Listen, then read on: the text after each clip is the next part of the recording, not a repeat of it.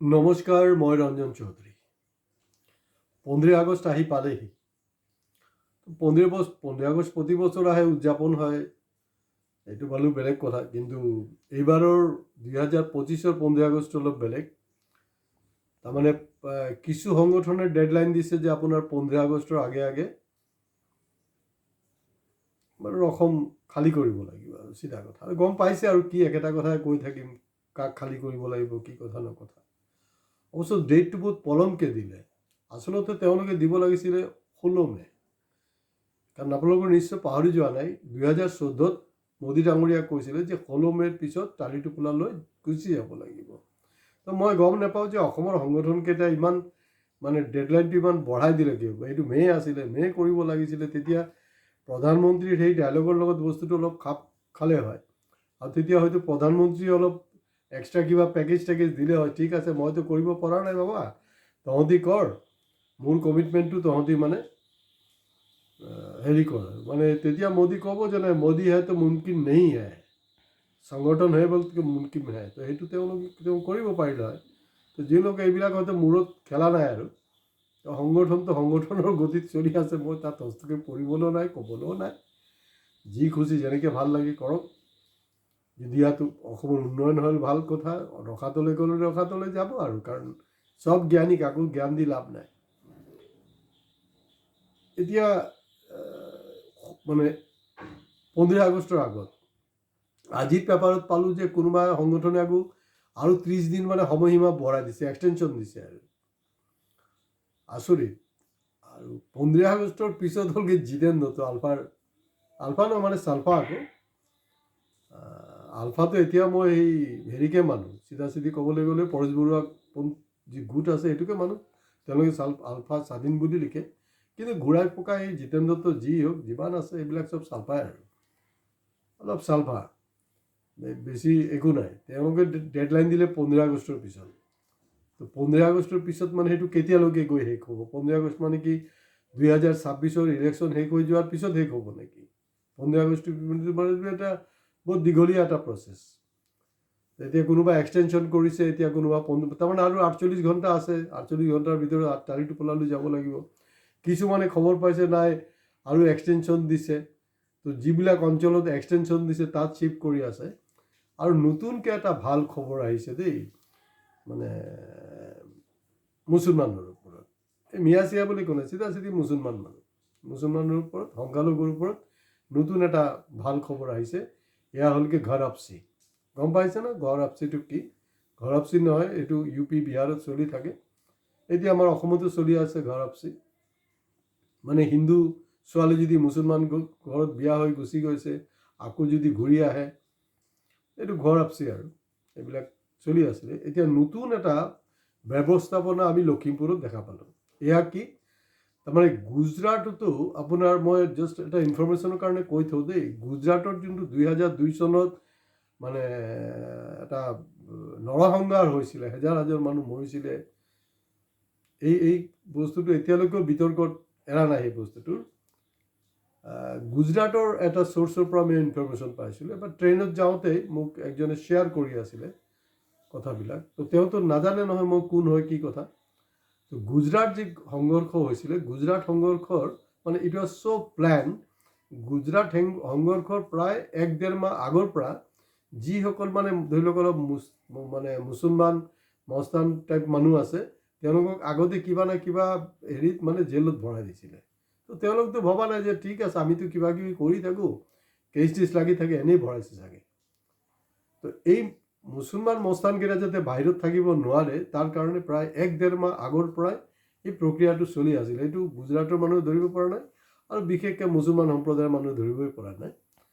যাৰ ফলত 2002-ত একপক্ষীয়ভাৱে নৰসংহাৰটো হ'ব পাৰিলে।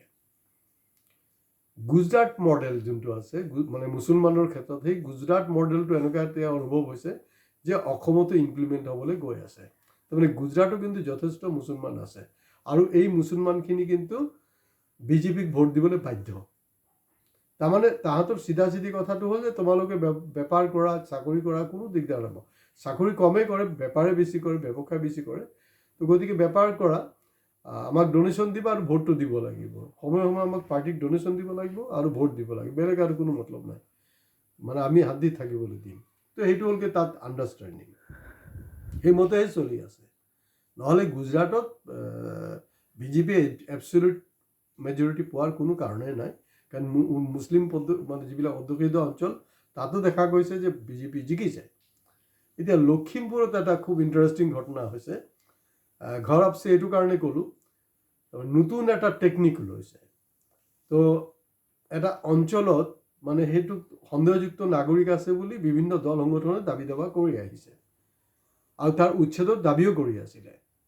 আৰু ইণ্টাৰেষ্টিংলি তাত দেখা গ'ল বিজেপিৰ নেতা পাৰ্টিৰ নেতাবিলাকে আগৰ পৰা এটা প্ৰচেছ কৰি আছিলে, প্ৰচেছ কৰি যোৱাকালি তাত 300তকৈ বেছি মুছলমান মানুহ বিজেপি জইন কৰিলে। বিজেপি জইন কৰিবলৈ সেই যে ক'লোঁ নহয় অথনি ঘৰ আপচি, তাৰমানে অসমত থকা কোনো দিগদাৰ নাই, মুছলমান হ'লেও একো নাই বাৰু, মানে তেওঁলোকে চাৰ্টিফাই কৰি দিছে, নাই নাই এইবিলাক আমাৰ ইয়াৰে মানুহ হয়, এইবিলাক ইয়াৰে মানুহ হয়, বহুত আগৰ পৰা তেওঁলোকে ইয়াত আছে, তেওঁলোকে কোনো মানে ভেৰিফিকেশ্যনৰ দৰকাৰ নাই। তাৰমানে যিহেতু বিজেপিৰ নেতাই কৈছে যে এইবিলাক আমাৰ ইয়াৰে মানুহ, বহুত পুৰণা বাসিন্দা, বাছ হৈ গ'ল, চিল মোহৰটো লাগি গ'ল আৰু।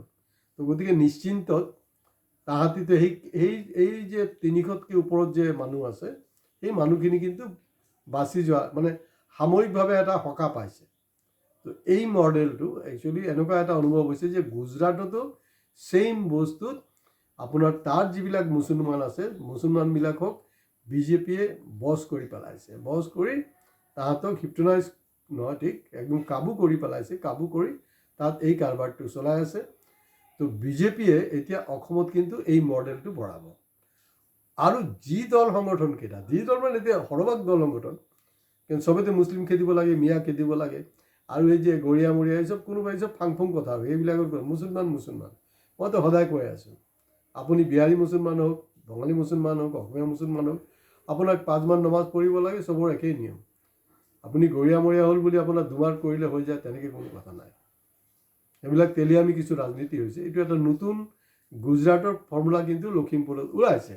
তো এইটো এটা যিবিলাক সন্দেহযুক্ত নাগৰিক বা যিবিলাক এৰিয়াৰ ওপৰত প্ৰশ্ন চিহ্ন হৈছে যে তেওঁলোকে অবৈধ বাংলাদেশী, এইবিলাক উচ্ছেদ হ'ব লাগিব, অমুক তমুক কিবাবিলাক, তেওঁলোকৰ কাৰণে কিন্তু এটা বেষ্ট অপশ্যন আহিছে। বেষ্ট অপশ্যনটো হ'ল যে আপোনালোকে বিজেপি জইন কৰি দিয়ক, বাছ লেঠা চেছ, মানে একদম ৰাম তেৰি গংগা মেলি না, মানে পুৰা গংগাত ডুবকি লগাব, একদম শুদ্ধ হৈ যাব আৰু।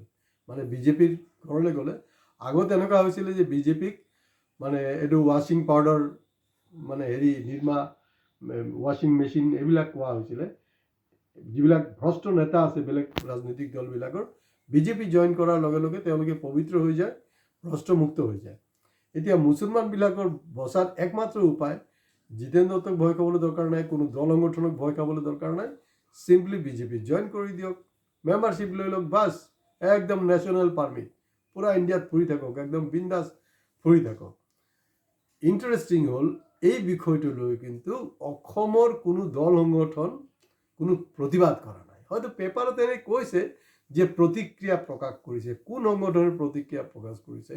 এতিয়া যি দল সংগঠনবিলাকে মানে একদম বিৰাট মানে হুংকাৰ দি আছিলে বিভিন্ন ঠাইত, বিশেষকৈ উজনিৰ যিবিলাক আমাৰ সংগঠন, তেওঁলোক এই মুহূৰ্তত কাৰণ আপোনালোকে কি মানে এটাতো 15 আগষ্ট এইটোতো গ'ল, এইটো একো হ'বলৈ নাই, যিহেতু দেখিছে হ'বলৈ নাই, সেইকাৰণে কিছু সংগঠনে 30 দিনৰ এক্সটেনশ্যন দিছে। আৰু জিতেন দত্ত এটা 15 আগষ্টৰ পিছত তাৰমানে এক্সটেনশ্যন এটা টাইম আছে। গতিকে উজনিৰ এই মানুহখিনি এতিয়া সংগঠনৰ নেতাবিলাক কিন্তু ফ্ৰী হৈ গ'ল। তেওঁলোকৰ কাৰণে মানে একজন স্বাভিমানী অসমীয়া বা অসমক বচাবলৈ, অসম মাতৃক বচাবৰ কাৰণে তেওঁলোকে চিধা লখিমপুৰলৈ গুচি যাব লাগে, আৰু লখিমপুৰত গুচি গৈ তাত আন্দোলন, তীব্ৰতৰ এটা আন্দোলন কৰি তুলিব লাগে।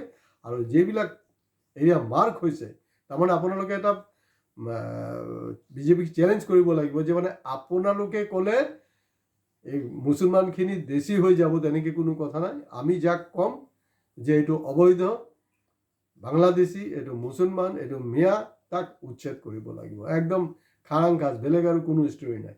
যদি দম আছে দল সংগঠনবিলাকৰ নিজৰ নিজৰ চহৰ এৰি ডাইৰেক্ট লখিমপুৰলৈ যাওক 300 মানুহ কিন্তু এই সন্দেহযুক্ত মানুহ হওক বা যি হওক তেওঁলোকে কিন্তু ইতিমধ্যে বিজেপিত জইন কৰি তেওঁলোকে কিন্তু শুদ্ধ হৈ গ'ল আৰু সম্পূৰ্ণভাৱে স্বদেশী হৈ গ'ল গতিকে যদি আপোনালোকে সঁচাকৈ অসম মাতৃক ভাল পায় মোৰ আহ্বান লখিমপুৰলৈ যাওক অসমক বচাওক আজি ইয়াতে শেষ কৰিছোঁ ভিডিঅ' ভাল লাগিলে শ্বেয়াৰ কৰিব কমেণ্ট বক্সত কমেণ্টছ কৰিব আৰু ছাবস্ক্ৰাইবটো কৰিবলৈ মই কমেই তো নেচাৰেলি ছাবস্ক্ৰাইব কৰক ছাবস্ক্ৰাইব সেইটো কাৰণে কৈ আছোঁ আপোনালোক ছাবস্ক্ৰাইব যিমান বেছি ছাবস্ক্ৰাইব কৰিব আপোনালোকৰ সচেতনতাটো কিন্তু ইমান বেছি বৃদ্ধি পাব নমস্কাৰ